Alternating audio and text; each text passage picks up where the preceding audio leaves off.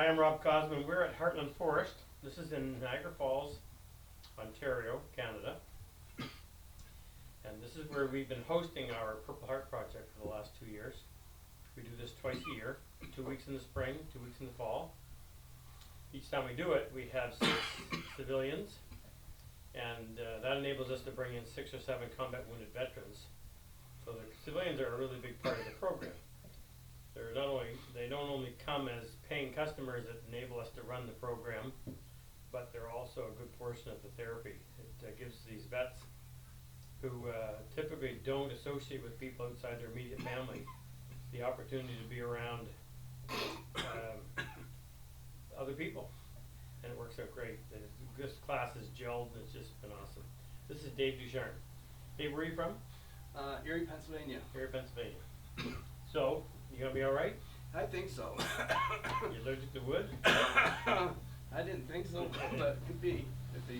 Tell them you've been here 5 very long days. Today's not over. This is Friday, our last day. It's 6 o'clock in the evening, and we start looking at 3 or 4 or 5 hours of work.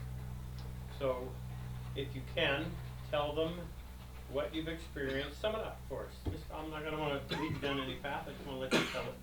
Well, I guess I've been following Rob for quite some time now. I kind of discovered him by accident. I bought a tool, a hand plane from Woodcraft, and it came with a free 3-month subscription to his online training site.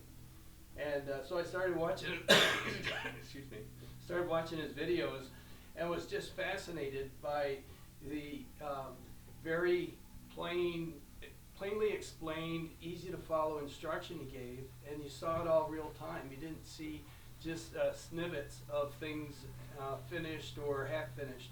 You saw the whole process, and including when things didn't go exactly right. And that was probably as educational as everything else. Is when that happens, what do you do about it? So you got a lot out of those videos, just in general.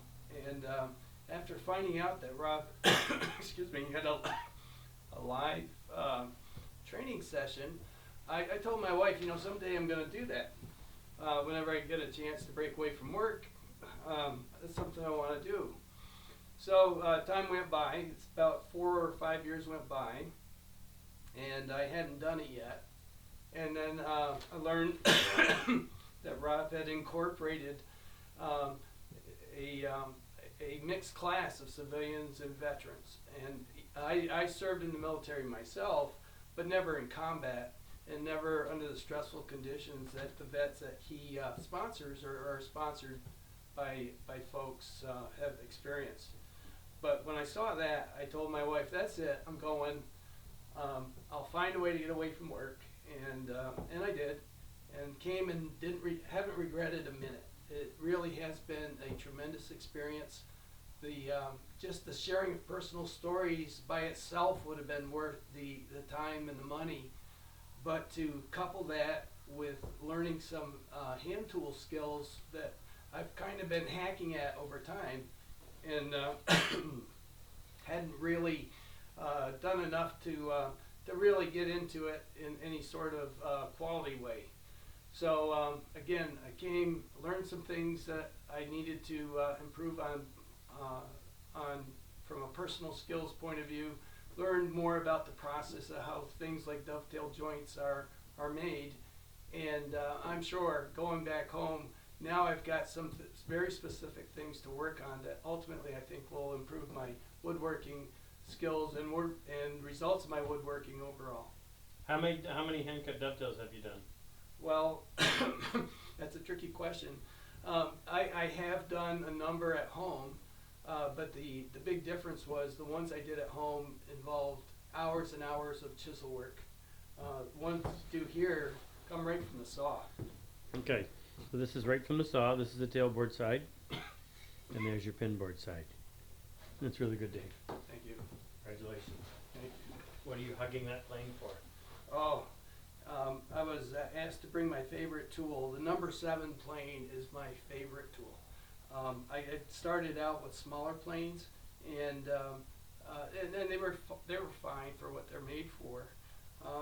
But I found this big plane, if the wood is long enough to support it, is one of the easiest planes to use.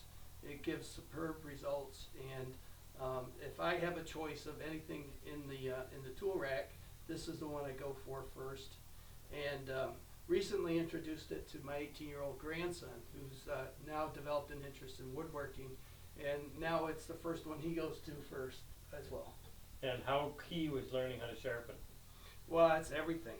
I mean, when I got my first plane, that was one of the big benefits of your online workshop, because you showed your sharpening technique on there. So I've known it for a while. But up until then, I never really used hand tools because I couldn't get them sharp enough to do anything worth the effort. Yeah.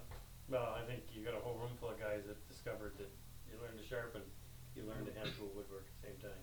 Yeah. Last question for you is convince some more people as civilians to come and take my class so we can afford to continue to do this. That's an easy one. I've been working on a number of guys at work already, even before I came to this class, and I've got 3 or 4 that, like I was before, are absolutely convinced that they want to do this. It's just a matter of making it, getting the time off at the right time of when the classes are being offered.